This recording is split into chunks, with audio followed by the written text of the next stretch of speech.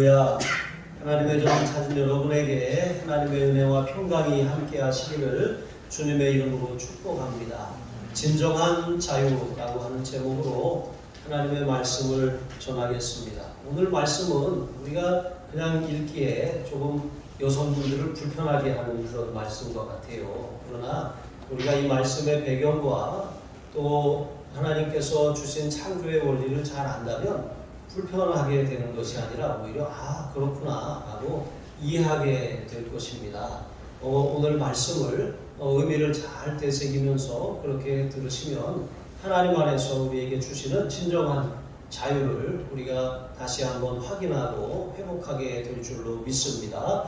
오늘 말씀을 통해서 몇 가지 교훈을 살피며 은혜를 나누겠습니다. 첫 번째로 진정한 자유는 생명나무의 길에 있습니다. 1절과 2절을 보시면 이제 바울의 말이 나오는데 그 전에 9장 22절에 가보면 바울이 자신이 스스로의 자유를 제한하는 목적에 대해서 말했습니다. 그것은 믿음이 약한 자들 한 사람이라도 더 구원하고자 하는 그런 이 마음에서 비롯된 것이라고 우리에게 이제 이 자신의 마음을 밝혔습니다.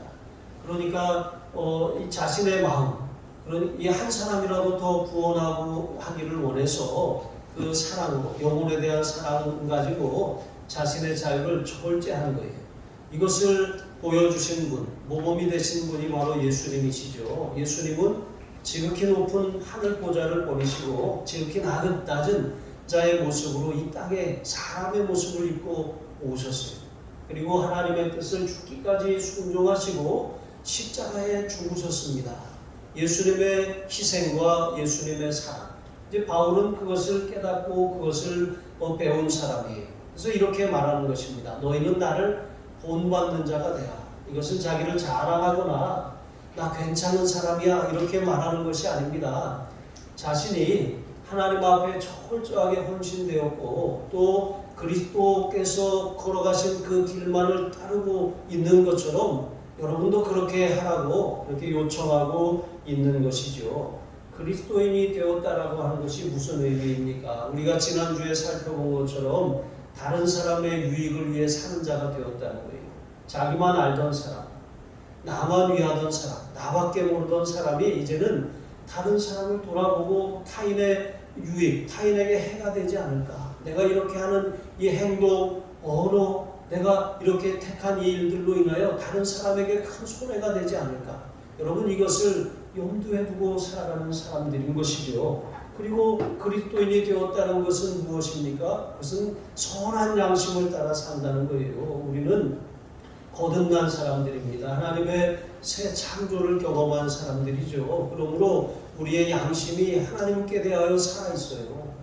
그래서 우리는 선한 양심을 따라 양심에 위배되지 않는 삶을 살아야 하는 것이죠. 성령의 그런 음성에 귀 기울여 살아야 하는 것입니다. 그리고 우리가 그리스도인이 되었다라고 하는 가장 중요한 이유는 하나님의 영광을 위해 산다는 것이죠. 하나님께 이것이 영광이 되는가?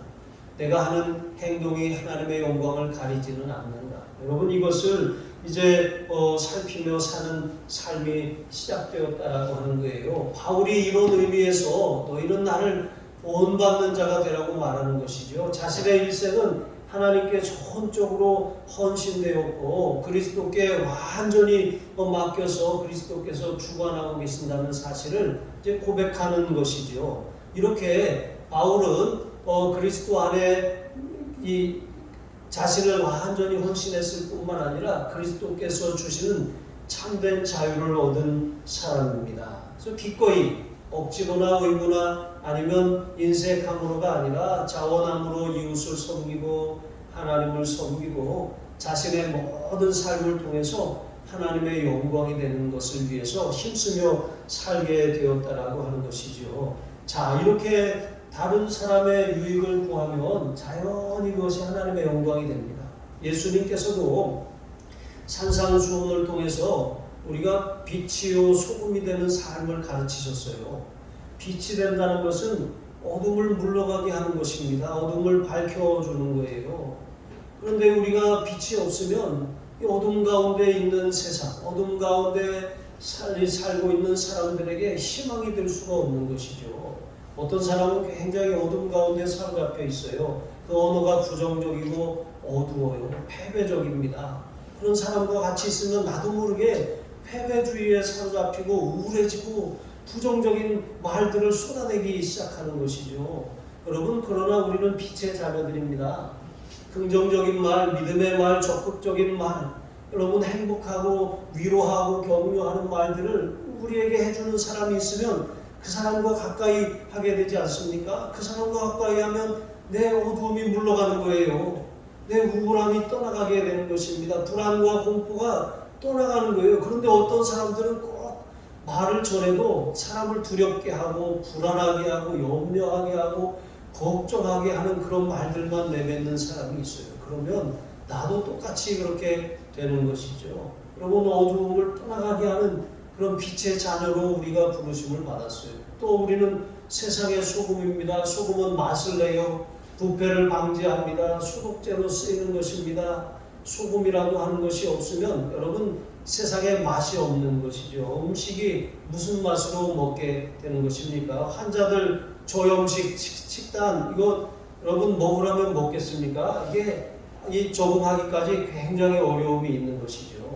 여러분, 그리스도인이 바로 그런 존재라고 하는 것이죠. 세상에 맛을 내는 사람들입니다. 말을 해도 우리의 언어가 사람들에게 때에 맞는 말, 마치 음식에 적당한 소금을 뿌리듯이 그렇게 때에 맞는 말을 해서 분위기를 좋게 하고 또 사람들의 마음을 따뜻하게 하고 또 서로 하나가 되게 하고, 여러분 이런 존재가 바로 그리스도인이라고 하는 사실입니다. 여러분, 그렇게 다른 사람의 유익을 위해서 살면, 빛과 소금의 역할을 감당하면서 살면 그게 하나님의 영광이 되는 거예요. 저희로 너희 착한 행실을 보고 하늘에 계신 너희 아버지께 영광을 돌리게 하라고 말씀하지 않았습니까? 사람들은 우리가 하는 말을 통해서 우리가 하나님의 자녀인 것을 아는 것이 아니라 우리의 행실, 착한 행실을 보면서 저 사람들은 하나님께 속한 사람들이구나 라고 하는 것을 보게 된다는 것입니다. 그러므로 우리는 구원받은 사람이라고 하는 것, 그리스도인이 되었다라고 하는 것은 자기 만족과 자기 유익과 자기 자랑과 자기 기쁨을 위해 사는 사람이 아니라 다른 사람의 유익을 위해 나를 통해 축복이 흘러가고 은혜가 흘러가고 기쁨이 흘러가는 그런 사람이 되었다라고 하는 것이죠. 여러분, 그가 바로 진정한 자유인입니다. 억지로 웃으라 그러면 여러분 웃을 수 있죠.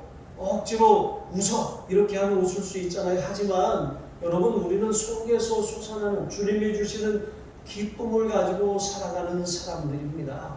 그런 사람이 진정한 자유인이죠. 찬송을 불러도 억지로 찬송하는 것이 아니라 속에서 기쁨이 넘쳐나니까 찬송할 수밖에 없는 거예요.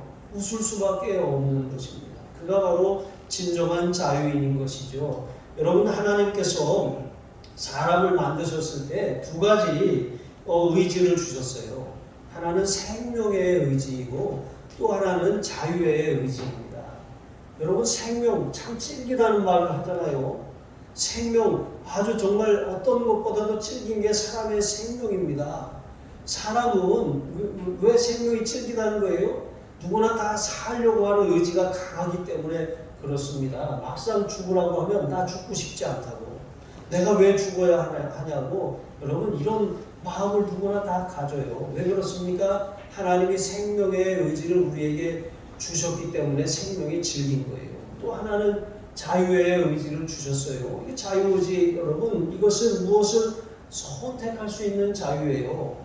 우리가 만약에 무엇을 선택할 수 있는 자유가 제한되어 있다면 그건 온전한 자유가 아니잖아요. 야, 여기 있는 거 너 사고 싶은 거 다 마음껏 골라, 내가 다 사줄게. 여러분 이렇게 말하면 이게 완전한 자유잖아요. 그런데 이쪽에서만 골라, 그러면 이게 제한된 자유인 것입니다. 마찬가지로 하나님께서 에덴 동산의 모든 나무의 실과를 다 먹게 하셨어요. 그러나 오직 한 가지, 선과 악을 알게 하는 나무의 열매만은 먹지 말라고 하셨어요. 제한을 두신 것입니다. 그럼 어떤 사람은 왜 선악과를 거기다 두셔서 따먹게 하셨냐고 묻는 사람도 있어요. 그러나 여러분이 선악과를 두신 목적이 있어요. 하나님께서는 동산 모든 나무의 실과를 다 먹지 말고 이것만 먹으라 하지 않으셨어요. 다 먹어도 좋은데 오직 한 가지만 먹지 말라고 했어요. 여러분 그것이 무엇입니까? 그것은 인간의 한계를 기억하고 살라는 거예요. 사람은 창조주가 아니고 피조물이라고 하는 거예요. 사람은 무엇이든지 다 할 수 있지만 하나님처럼 되려고 하는 하나님의 자리까지 높아질 수는 없다는 거예요. 하나님은 스스로 계신 분이라고 했어요. 영원부터 영원까지 존재하시는 분이십니다. 하나님만이 창조주이십니다. 모든 만물과 사람은 하나님께로부터 말미암았어요. 시작은 하나님이십니다. 아담을 지으신 분도 하나님이셔요. 그런데 아담이 피조물인데도 불구하고 하나님이 이 하나님처럼 되려고 했던 이 교만한 마음, 여러분 그것을 이제 이 하나님께서는 이 선악과라고 하는 것을 통해서 제한하셨어요. 그런데 아담은 하나님의 영역을 침범한 거잖아요. 스스로 하나님처럼 되려고 했어요. 하나님처럼 된다고 하는 게 무엇입니까? 나는 이 천상천하 유아독존이야. 이 하늘 위나 하늘 아래 아무도 필요 없어. 나는 내 마음대로, 내 뜻대로, 내 생각대로, 내 기분대로, 내 감정대로 살 거야. 아무도 나를 타치할 수 없어. 나는 내 인생은 내가 개척하고 내가 만들어가고 내가 주도하는 거야. 여러분 이렇게 살게 되는 것이죠. 그러나 여러분 사람에게는 누구나 한계가 있어요. 아무리 잘난 사람도 인생의 벽에 부딪히는 순간이 온다라고 하는 것입니다. 더구나 생명이라고 하는 것, 하나님께서 많은 것을 쌓아둔 부자에게 내가 오늘 밤에 내 영혼을 도로 취하리니 내 쌓아놓은 것이 누구의 것이 되겠느냐? 여러분 이렇게 말씀하신다는 거예요. 여러분 오늘 밤에라도 하나님께서 여러분의 영혼을 부르실 때 천국에 들어갈 확신이 있으십니까? 없다면 심각한 거잖아요. 빨리 천국에 들어갈 확신을 가져야지. 아니 오늘 밤에 죽게 된다면 이게 큰일 아니겠습니까? 여러분 정말 하나님께서 우리의 생명을 주관하고 계셔요. 사람은 유한합니다. 사람은 한계가 있어요. 은혜가 필요해요. 돕는 은혜가, 긍휼이 필요합니다. 아무리 잘난 사람도 때로는 정말 누군가 나를 좀 도와줬으면 좋겠다. 정말 보이지 않는 어떤 손길이 이 문제를 좀 해결해 줬으면 좋겠다. 여러분 이런 마음이 들 때가 있지 않습니까? 사람의 유한함을 깨닫게 되는 순간인 것이죠. 그런 이처럼 하나님께서는 생명의 의지를 주셨고 자유의 의지를 주셨어요. 근데 이 자유 하나님이 선택하신 거예요. 선택하게 하신 거예요. 선악과도 먹을 수 있고 먹지 않을 수도 있는 선택권을 아담에게 주신 것입니다. 그런데 아담은 그 자유를 사용해서 하나님처럼 되려고 하는 뱀의 유혹에 넘어갔어요. 그것을 따먹고 말았던 것이죠. 그래서 자유를 잃어버린 인간은 본능적으로 자유에 대한 갈망이 생기게 된 거예요. 하나님이 그렇게 지으셨습니다. 그래서 사람들이 억압을 받으면 이 견디지 못하는 것입니다. 왜 그렇습니까? 하나님이 본래 우리를 창조하셨을 때 자유의 의지를 우리 안에 넣어두셨기 때문에 그런 것이죠. 선악을 알게 하는 나무 열매, 여러분 그것을 두신 것은 죄를 지을 자유를 주신 것이 아닌 것입니다. 너에게는 제한된 것이 없다. 모든 것을 할 수 있다. 그러나 이 선과 악을 알게 하는 나무의 열매만은 먹지 마라. 이것을 먹는 날에는 반드시 죽는다. 이렇게 제안을 하셨어요. 이것을 먹지 말라고 여기 이렇게 철조망을 치고 못 들어가게 하신 것이 아니잖아요. 얼마든지 자유의지를 발동해서 손을 내밀면 따서 먹을 수 있는 것입니다. 그러나 하나님께서는 그것마저도 허락하신 거예요. 이쪽에서만 골라 그것이 아니라 다 고를 수 있어. 그런데 이것을 고르는 것에 대한 책임은 네가 감당해야 돼. 여러분 이렇게 말씀하시는 것이죠. 우리는 이렇게 자유의지를 통해서 이 타락한 그런 본성을 예수님의 그런 이 보배로운 피로 우리가 죄사함을 받았어요. 우리가 선한 의지가 생겼다는 거예요. 하나님의 뜻을 갈망하고 하나님이 기뻐하시는 일을 행하고자 하는 그런 갈망이 우리 안에 생겼다는 거예요. 이게 구원받은 것이죠. 그러니까 우리가 전에는 구원받기 전에는 죄를 마음껏 지었어요. 왜? 죄가 죄인지 몰랐기 때문에 그래요. 죄가 이 돼지가 배설물을 그렇게 배설해 놓고 거기에 또 뒹굴잖아요. 이런 것처럼 죄가 죄인 줄 몰랐을 때는 죄 가운데 뒹굴며 살았어요. 하지만 구원받고 난 다음에 죄가 싫어져요. 죄가 밉고 죄가 더럽습니다. 그래서 죄를 멀리하게 되는 것이죠. 그런 삶, 선한 의지를 하나님이 우리에게 회복시켜 주셨다는 거예요. 우리는 아담과 같이 하나님이 주신 이 선한 의지를 통해서 선을 선택해야 돼요. 하나님이 기뻐하시는 일을 선택하고 순종을 선택해야 돼요. 그런데 순종을 선택하지 않고 불순종, 육신의 생각, 자기 욕심, 눈에 보기에 좋은 것, 또 그런 탐욕을 따라 우리의 탐욕을 만족시켜주는 것, 여러분 그런 것들을 따라가게 되는 것, 그게 바로 우리가 알게 모르게 선악과를 따먹고 있는 것이다 라고 하는 것이죠. 우리는 진정한 자유인입니다. 무엇을 바라보고 무엇을 듣고 무엇을 말하고 무엇을 선택하는지가 중요해요. 요한계시록에 보면 자주 등장하는 단어들이 있어요. 보고, 들으니, 말하니, 이 세 단어가 많이 등장해요. 보고, 들으니, 말하니. 요한은 하나님의 그런 임재를 보았어요. 하나님의 말씀을 들었어요. 하나님이 선포하시는 말, 그 말씀을 그렇게 들었던 것이죠. 여러분, 우리가 무엇을 보고 무엇을 듣느냐, 무엇을 입력하느냐에 따라서 그것을 말하게 되어 있어요. 그것을 따라 살게 되어 있다라고 하는 것이죠.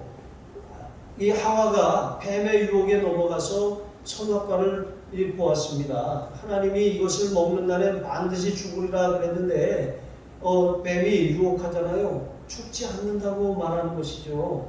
그리고 하와도 하나님의 말씀에 대해서 거기다가 자기 생각을 덧붙였어요. 반드시 죽는다고 했는데 하와가 뭘 했습니까? 죽을까 하노라. 죽을지도 모르겠다고 하셨어요. 그렇잖아요. 우리가 말씀에 대해서 의심하기 시작하고 말씀에 대해서 의심하면 마귀가 우리가 의심하는 것을 정확하게 알아서 말씀을 이렇게 틀어버려요. 왜곡하는 것이죠. 이단이라고 하는 것은 여러분 처음에는 비슷하게 가는데 끝에 가서는 다른 그런 결과를 도출해내는 게 이단인 것입니다. 여러분 마귀는 아주 그런 모조품을 상당히 많이 만들어요. 모든 것에는 모조품이 있습니다. 심지어 은사도 모조품이 있어요. 이미테이션이라고 그러죠. 다이아가 아니라 큐빅 같은 것입니다. 마귀가 이와 같이 겉으로 보기에는 이것이 모함직스럽고 먹음직스럽고 지혜롭게 할 만큼 탐스럽게 여기 보였던 것처럼 더 진짜 같아요. 더 찬란하게 빛이 나게 만드는 것입니다. 은사도 그래요. 여러분 성경에 투시의 은사라는 말이 있어요? 없어요. 그런데 어떤 사람들은 투시의 은사를 받았다고 말하는 사람이 있어요. 분별의 은사는 있어도 투시의 은사는 없어요. 이렇게 말하는 사람은 잘못된 기름 부음을 받은 거예요. 그러니까 사람을 투시한다는 게 뭐예요? 마치 이렇게 그 속을 탁 들여다보고 너 그런 죄 졌지? 너 뭐 있지? 뭐 이렇게 말하는 거 얼마나 무섭고 두렵습니까? 이게 무당들이 하는 짓이에요. 그러나 여러분 성령께서는 그렇게 하지 않으셔요.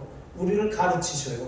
우리가 분별하게 하신 것입니다. 누가 말하고 알려줘서 그렇게 하면 안 되는구나 그렇게 깨닫는 것이 아니라 성령께서 스승이 되어주셔서 내 안에 계신 성령님이 아닌 건 아니라고 말씀하시고 긴 건 긴 거라고 깨닫게 하시는 거예요. 어디 가서 머리를 디밀고 가서 복채를 지불하고 묻는 것이 아니라 기도하면 성령께서 말씀해 주시는 것입니다. 여러분 이것이 성령의 기름 부음과 그런 사단의 기름 부음의 차이인 것입니다. 우리는 이것을 잘 분별해야 하는 것이죠. 그래서 우리는 이미테이션을 잘 분별해야 돼요. 거짓된 것을 모방을 쫓아가면 안 되는 것입니다. 이런 분별력을 가지고 하나님이 기뻐하시나 이것이 다른 사람에게도 유익이 되나 교회에 덕이 되나 또 하나님께 영광이 되나 여러분 이것을 잘 생각하면서 분별하면 이게 마귀로부터 온 것이구나 이게 하나님께로부터 온 것이구나 이게 분별할 수가 있게 된다라고 하는 것입니다. 그러므로 우리는 겉으로 보이고 들리는 것에 미혹당하지 말고 여러분 날마다 하나님의 그런 임재 가운데 하나님의 영광을 보고 하나님의 말씀을 듣고 또 하나님께서 기뻐하시는 그런 선택을 하시기를 주님의 이름으로 축복합니다. 이것이 생명나무의 길입니다. 선악과의 길은 사망에 이르게 하는 거예요. 생명나무의 길은 하나님을 더 경외하게 하고 또 정말 이 하나님의 그런 은혜 가운데 들어가게 하고 하나님의 말씀을 사모하게 하는 것입니다. 그와 같은 생명나무의 길을 선택하시기를 주님의 이름으로 축복합니다. 그리고 두 번째로 여러분 이제 오늘 바울이 하려고 하는 말씀의 그런 핵심적인 부분이에요. 창조의 원리, 하나님께서 세우신 창조의 원리와 질서는 차별이 아니라 구별입니다. 3절에 보시면 바울은 여자의 머리는 남자, 남자의 머리는 그리스도, 그리스도의 머리는 하나님이라고 이렇게 말합니다. 여러분 여기서 머리는 다스린다는 의미가 아니에요. 그것은 질서상 우선순위에 있다는 거예요. 마치 우리가 이름을 가나다 순으로 그렇게 하는 것처럼 그렇게 그런 순서, 그런 이 질서상의 순서가 있다라고 하는 것이죠. 그래서 하나님께서 이제 예수님이 성육신하셔서 이 땅에 오셨잖아요. 그런데 빌립보서 2장에 보시면 그는 근본 하나님의 본체시나 하나님과 동등됨을 취할 것으로 여기지 아니하시고 오히려 자기를 비워 종의 형체를 가져 사람과 같이 되었고 사람의 모양을 입고 이 땅에 오셨다고 말씀하셨잖아요. 하나님과 본체라고, 하나님의 본체라고 하나님이시라고 하는 것입니다. 그러니까 하나님, 예수님이 이렇게 어떤 종과 주인의 관계가 아니라는 거예요. 동등한 그런 동일 본질을 가지신 하나님이시라는 것이죠. 여러분 이와 같다는 거예요. 여자의 머리는 남자고 남자의 머리는 그리스도고 그리스도의 머리는 하나님이시라고 하는 거. 그러면 이 하나님과 예수님의 그런 이 동일한 그런 본질, 신성에 있어 동일한 본질을 가지신 것처럼 남자와 여자가 남자는 우등하고 여자는 열등하다는 그런 의미가 아니라는 거예요. 여러분 물론 그리스도와 사람은 한 천지 차이인 것이죠. 그러나 여러분 이렇게 우리에게 설명하고 있는 바울이 설명하고자 하고 있는 것은 그리스도와 하나님이 동일 본질인 것처럼 남자와 여자가 동일한 인격과 동일한 그런 이 본질을 가지고 하나님이 지으셨다라고 말씀하시는 것입니다. 자, 이렇게 하나님께서 동일하게 만드셨지만 그래도 영적인 질서가 있다는 게 순서가 있다라고 하는 것입니다. 존재론적으로는 같지만 하나님께서는 그래도 이건 서열이 아니라 이제 먼저 낳기 때문에 여러분 여자가 남자에게서 낳았잖아요. 아담의 갈빗대를 취해서 하나님이 여자를 지으셨어요. 그런데 아담 이후에 모든 남자들은 어디서 낳았어요? 여자에게서 낳았잖아요. 그러니까 닭이 먼저냐 계란이 먼저냐 이렇게 따지는 것이 의미가 없다는 거예요. 남자는 하나님에게서 났어요. 그리고 여자는 남자에게서 났어요. 그리고 이후의 남자들은 다 여자에게서 나는 것입니다. 그리고 우리는 아담이 아니에요. 우리는 여자의 후손인 것이죠. 자, 이렇게 인격적인 차원에서는 동등하다 하지만 창조의 원리와 질서에 있어서는 이런 순서가 있다라고 하는 것이죠. 그리고 여러분 이렇게 아브라함을 보세요. 아브라함 믿음의 조상이 되었잖아요. 근데 믿음의 조상으로 일컬어지기까지 얼마나 그런 실수가 많은 사람이었습니까? 그가 자기 살자고 자기 아내를 2번이나 누이라고 속여서 팔았잖아요. 그렇게 함으로 말미암아 아주 자기 혼자 살겠다고 그렇게 했잖아요. 아주 형편없는 남편이잖아요. 이렇게 형편없는 남편인데도 불구하고 하나님이 믿음의 조상이 되게 하셨어요. 여기에는 이 사라의 위대함이 거기에 있는 것입니다. 여러분 그러므로 아브라함만이 아니라 하나님께서는 아브라함의 가정 전체를 그 믿음의 가정으로 그렇게 모델로 우리에게 세워주신 것입니다. 이 말씀을 드리는 것은 남녀의 차이는 어떤 그런 이 주종관계가 아니라 동등한 인격과 동일한 그런 하나님의 그런 창조의 원리를 따라 지어졌으며 역할에 있어서 기능에 있어서 차이가 있다라고 하는 것을 말씀을 드리는 것입니다. 그래서 4절로 12절에 보시면 이제 이런 남녀 사이의 구분에 대해서 예배포를 쓰는 문제를 가지고 설명을 합니다. 천주교에서는 미사포를 쓰잖아요. 지금도 미사포를 쓰고 있습니다. 그런데 여기 기원이 여기 있는데 이 예배포를 쓰는 것은 오늘날 상황하고 맞지는 않아요. 당시의 상황에서는 예배포를 쓸 수밖에 없는 이제 그런 사회 문화적인 배경을 가지고 있었다는 거예요. 헬라 문화권에 속했죠. 헬라와 로마 그런 세계 그런 살던 사람들은 특별히 이제 여인들이 외출을 하거나 공적인 모임에 참석을 할 때 이렇게 머리에다 이렇게 썼어요. 이렇게 썼다고요. 자, 이렇게 썼는데 그런데 이렇게 쓰는 것이 일반적이었다는 거예요. 그러니까 여성은 이렇게 함으로 남자의 권위 아래 있다 라고 하는 그런 의미였어요. 그리고 종도 마찬가지예요. 종들도 이렇게 쓰는 것, 그 권위에 순복한다라고 하는 그런 의미가 있다는 것이죠. 이렇게 당시에 그런 사회적인 문화가 그랬다는 거예요. 근데 그런 문화의 한가운데 교회가 세워졌어요. 그런데 우리가 그리스도 안에서 자유를 얻었잖아요. 그리스도 안에서 어떤 관습이나 인습이나 그런 어떤 전통에 우리가 속박되지 않는 거예요. 그렇게 안 한다고 해서 구원을 받는데 어떤 문제가 생기는 것이 아닙니다. 구원과 관계없는 그런 아디아포라라고 하죠. 이런 문제들로 인해서 우리가 속박을 당할 필요가 없다는 거예요. 그래서 이런 상황 때문에 이제 고린도 교회에 속한 여인들 가운데 일부 여인들이 이제 이 예배포를 쓰지 않고 그렇게 교회 안에서 벗고 다녔던 거예요. 물론 밖에서는 그랬다가 큰일 나잖아요. 그러니까 교회 안에 들어와서 이제 예배포를 쓰지 않았던 것입니다. 그러니까 어떤 문제가 발생하냐면 교회 밖에 있는 사람들이 이제 처음에 교회에 왔는데 보니까 아니 여기 교회 다니는 여자들은 머리에 수건을 쓰지 않네? 이렇게 여기게 된 거예요. 왜냐하면 당시에 이 머리에 그 수건을 쓰지 않고 다니는 여자들은 몸을 파는 여자들이었어요. 신전에서 그렇게 몸을 파는 여자들이 이 머리에 수건을 쓰지 않고 다녔던 거예요. 그러니까 일반적으로 쓰지 않고 다니면 저 여자는 몸을 파는 여자구나 이렇게 당시 정서가 그랬다는 거예요. 지금도 이슬람권에서는 베일을 쓰고 다니잖아요. 뭐 사우디아라비아 같은 데는 눈만 이렇게 가리고 다니고 어떤 데는 또 이렇게 얼굴을 이게 머리만 가리고 어떤 데는 이렇게 입까지 가리고 이렇게 다닙니다. 그런데 여러분 이렇게 쓰는 그런 문화가 당시에 그와 같은 상황이었기 때문에 교회 안에서 이것을 벗으면 교회는 행실이 안 좋은 여자들만 모이는 곳이구나.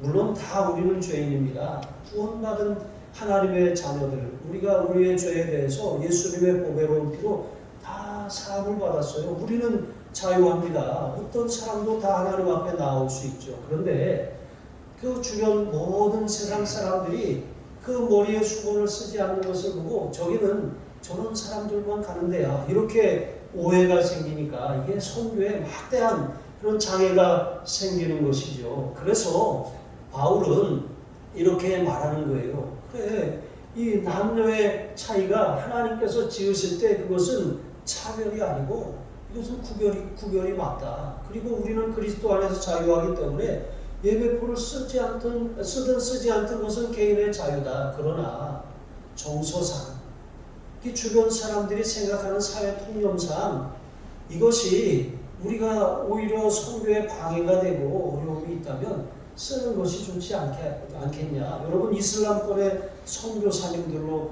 가는 한국 선교사님들이 이 남자분들에게 콧수염을 길러요. 수염이 없으면 애들 취급을 한다는 거예요.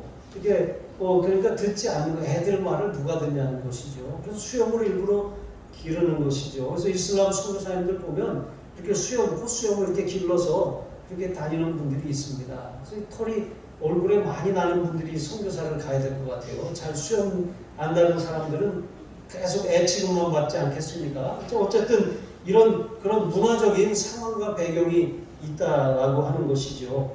그러니까 이 바울의 그런 견해는 창조의 원리가 하나님이 남자를 먼저 지으시고 남자의 갈빗대에서 취하여 여자를 만드신 것처럼 우리는 이 창조의 원리에도 그렇고 또 이 사회 통념도 그러니까 예배포를 쓰는 것을 강력하게 내가 권고한다라고 말합니다. 그런데 여러분 그렇다고 오늘날도 적용할 수 있는 것은 아닙니다. 오늘날 여러분 머리에 한국 사람들이 두 번을 쓰고 돌아다닙니까? 이슬람권에 속한 사람들이나 그러죠. 그러니까 교회 안에서도 우리가 예배포를 쓰고 있는 거 이거 성경적이지 않다라고 하는 것이죠. 우리는 그리스도 안에서 자유함을 얻었는데 다시 전통을 찾고 다시 율법 아래로 돌아가는 거예요. 다시 속박 아래 돌아가는 것이죠. 자, 하나님께서 여성을 남성의 돕는 배필로 지으셨다고 했어요. 이 돕는 배필, 애체라고 하는 말, 이것 때문에 또 어떤 사람들은 남자가 여자보다 우월하다 또 이렇게 말하는 사람들도 있어요. 그러나 그렇지 않다는 거예요. 이것은 이 언어의 뜻을 잘 모르는 사람들이 하는 말이에요. 이 돕는 배필이라고 하는 단어가 구약에서 언제 쓰였냐면 하나님이 모세를 도우실 때, 이스라엘 백성들의 연약함을 하나님이 도우실 때 이 애체르라고 하는 단어가 쓰였어요. 그러니까 종이 주인을 돕는 그런 관계에서 이 돕는 배필이라고 하는 말이 쓰인 것이 아니라 창조주 하나님이 연약한 인간을 도우실 때 그렇게 여러분 애체르라고 하는 단어가 쓰였다는 거예요. 그러니까 마찬가지로 하나님이 남자에게 돕는 배필을 주셨다라고 하는 것은 남자가 많이 부족하다는 거예요. 많이 부족하다는 거예요. 혼자 못 산다는 것입니다. 옆에 반드시 부족함을 채워주는 사람이 필요하다라고 하는 거예요. 연약함이 겉으로는 강한 척하고 큰 소리 치지만 약하다는 거예요. 자, 하나님이 돕는 배필을 주신 것이죠. 어떻게 보면 여성의 역할이 더 큰 것 같아요. 여러분 이렇게 하나님께서는 마치 주인이 자비와 긍휼의 마음을 가지고 종을 돌보듯이 그렇게 연약한 백성들을 돌보시는 것이고 또 아담에게 돕는 배필을 지으신 것. 아담이 하나님이 부여하신 그 사명을 잘 감당할 수 있도록 완수할 수 있도록 아주 적합한 사람, 천사와 같은 사람을 하나님이 붙여주신 것이죠. 그러니까 예배포를 쓰고 안 쓰고 그것은 뭐 남자 아래 여자가 있고 뭐 이런 뜻이 아니라 이것은 차별이 아니고 구별이라고 하는 것입니다. 창조의 원리를 따르고 사회적인 통념을 우리가 존중해야 된다라고 하는 그런 말입니다. 만약에 하나님이 여러분 여자를 남자의 발뼈로 만들었다고 생각을 해보세요. 그럼 그냥 딱 봐도 아 여기 발 밑에 있는 존재구나. 발톱에 때만도 못한 존재구나. 이렇게 생각했을 거 아니에요. 그런데 어디서 뺐습니까? 갈비뼈에서 빼셨어요. 이 갈비뼈 여러분 이게 우리 몸의 중심입니다. 가장 중요한 장기들을 보호하는 게 갈비뼈예요. 이게 없으면 큰일 나는 거예요. 마치 피부가 없어서 살갗이 그냥 살이 노출되는 것과 똑같은 거예요. 상처가 나면 얼마나 쓰리고 아픕니까? 마찬가지로 그렇다는 거예요. 하나님이 가장 중요한 부분에 그런 뼈를 취해서 여자를 만드셨다는 거예요. 그래서 이 사람은 이제 뭐 바울은 결혼을 안 했지만 또 결혼 안 하는 것이 뭐 좋다고도 말했어요. 왜냐하면 그때가 마지막 때라고 하는 그런 이런 이 인식, 종말 신앙이 팽배하던 시대였기 때문에 그래요. 그러나 여러분 결혼을 할 수 있으면 하는 게 좋습니다. 그렇게 함으로 우리가 혼자 부족함을 보완하고 그렇게 함께 하나님이 주시는 그 부부에게 주시는 선한 뜻, 그 가정에 주시는 하나님의 선한 뜻을 담아서 이룰 필요가 있다라고 하는 것이죠. 자, 그리고 세 번째로 여러분 우리는 이것이 정말 사람에게 유익을 주는지 또 그것이 덕을 세우는 일인지 또 무엇보다 하나님께 영광이 되는 일인지 이것을 잘 살펴야 할 줄로 믿습니다. 13절로 16절에 보시면 바울 당시에 이제 헬라인들은 남자가 긴 머리를 하는 것 이것을 인간 본성에 어긋나는 일로 여겼어요. 뭐 자유입니다. 머리를 길게 하든 뭐 짧게 하든 자유잖아요. 여러분 우리가 뒷모습만 보고는 요즘에 남자인지 여자인지 구분이 안 될 수가 있잖아요. 이게 자유입니다. 그런데 당시 그런 상황에서는 여성의 긴 머리는 영광이었고 남자의 이런 이 긴 머리는 이런 이 본성에 어긋나는 일로 그렇게 여겼던 것입니다. 여인이 머리를 짧게 한다는 것 당시에 이제 몸을 파는 여자라고 하는 뜻이고 가늠하다가 걸린 여인은 삭발형에 이렇게 처해지기도 했던 것이죠. 남자가 머리를 길게 하는 것은 동성전 연애자로 그렇게 이 오해를 받는 그런 당시의 문화가 있었다라고 하는 거예요. 그러니까 이러한 이 상황에서 실제로 여러분 플라토닉 러브라고 들어보셨습니까? 이 플라토닉 러브라고 하는 이런 단어가 예전에 유머 일본인가요? 어디서 한번 개그맨들이 한번 말했던 것인데 이게 참 조심스러운 단어예요. 이게 동성애를 의미하는 단어거든요. 그러니까 남자들이 미소년들하고 그렇게 동성관계를 맺는 이러한 사랑을 플라토닉 러브라고 당시에 그렇게 칭했다는 것이죠. 그만큼 미소년들과의 동성애가 아주 번성하던 곳이 바로 이 고린도라고 하는 지역이었습니다. 그러니까 이런 사회적인 이런 여러 가지 상황을 고려하면 이제 여성은 예배포를 쓰는 게, 그러니까 이 수건을 쓰는 게 정당하고 남자들은 머리를 길게 하지 않는 게 정당하고 또 머리에 남자들이 이 수건을 쓰지 않는 게 이 정당하다고 바울이 말하는 거예요. 자, 그러니까 이 예배포를 쓰고 안 쓰고 문제는 어떤 구원의 문제나 선악의 문제가 아니라 이것은 상식의 문제라고 말하는 것이죠. 오늘날 우리는 그리스도 안에서 자유함을 가진 사람들입니다. 여러분이 뭐 모자를 쓰고 예배를 드린다거나 뭐 이렇게 삭발을 하고 왔다거나 또 예배포를 쓰고 있다고 해서 그것이 문제가 되지는 않아요. 그러나 이제 사회 통념상 우리가 해야 될 것들이 있고 하지 않아야 될 것들이 있다는 것이죠. 그런 것을 구분하자라고 하는 것입니다. 물론 이 바울의 말에 대해서 전적으로 다 100% 사람들이 다 동의한 것은 아니에요. 그러나 여러분 여기 중요한 그런 사실이 있습니다. 진리가 드러나기를 바라지 않기 때문이 진리가 드러나기를 바라기 때문이 아니라 변론 자체를 즐기는 사람들이 당시에도 있었어요. 그러니까 트집을 잡는 것이죠. 왜 쓰냐, 왜 안 쓰냐, 뭐 이런 것들을 따지는 거예요. 이것이 진리냐 아니냐, 막 이렇게 따지는 사람들인 것이죠. 여러분 우리도 마찬가지입니다.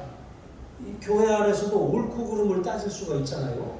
근데 옳고 그름을 따질 수도 있지만 계속해서 옳고 이게 옳다, 이게 그러다, 이게 법이다, 뭐 이렇게 따지기 시작하면 여러분 어떻게 되겠습니까? 이 배가 산으로 가는 거예요.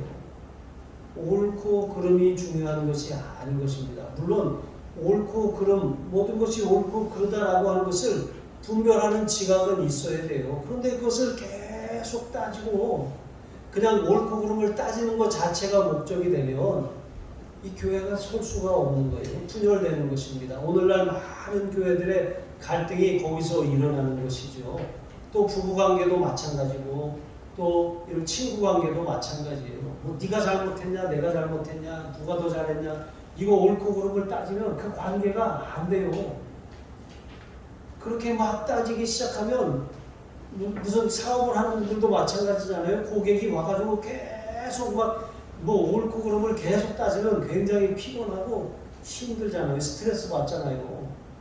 이런 서비스 센터 직원들도 마찬가지예요. 뭐 옳고 그름을 따지는 게 중요한 것이 아니라 이것을 해결해 줄 거냐 안 해줄 거냐 이게 중요한 거잖아요. 그런데 막 네가 맞았냐 내가 틀렸냐 이렇게 소모적으로 사는 거 이거 합당하지 않다는 거예요. 이것은 그럼 어디서부터 왔냐? 선악과에서부터 왔다는 거예요. 선악과를 따먹는 순간 뱀의 유혹을 받아서 아담과 하와는 하나님처럼 되려고 하는 유혹을 넘어갔잖아요. 그리고 자신이 판단의 기준이 된 거예요. 내가 생각하기에 옳으면 옳은 거예요. 내가 생각하기에 틀리면 틀린 거예요.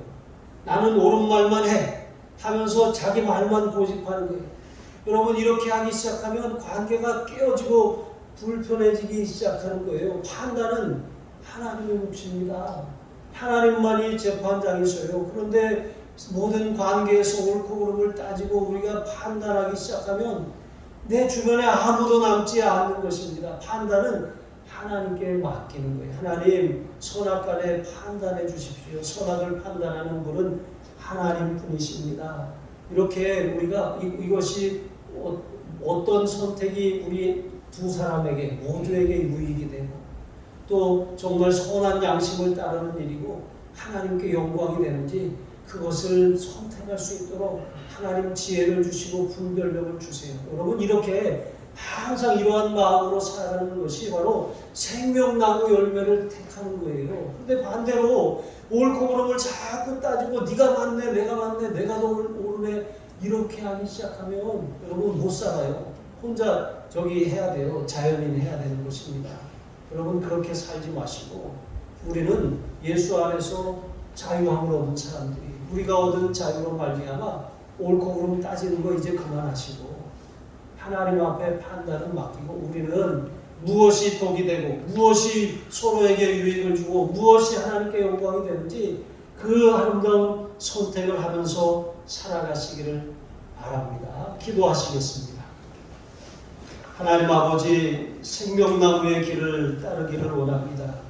선과 악을 알게 하는 나무의 열매를 우리가 따먹으려고 하는 유혹이 올 때 내가 옳다고 주장하고 내가 맞다고 그렇게 고집 부리는 그런 마음이 올라오려고 할 때 내 생각, 내 뜻을 내려놓게 하여 주시옵소서. 주님의 뜻만이 이루어지기 원합니다. 주님만이 영광 받으시길 원합니다. 그렇게 기도하는 마음으로 분별하게 하여 주셔서 모두가 다 잘되고 복을 얻는 길을 선택하는 하나님의 사람들이 되게 하여 주옵소서. 그리함으로 우리의 삶에 더 이상 깨어짐이나 헤어짐이나 그런 분열의 고통이 생기지 않게 하여 주시고 생명을 낳고 풍성하고 번성하는 복을 누리는 우리의 관계가 될 수 있도록 역사하여 주시옵소서. 감사하며 축복하며 예수님의 이름으로 기도합니다. 아멘.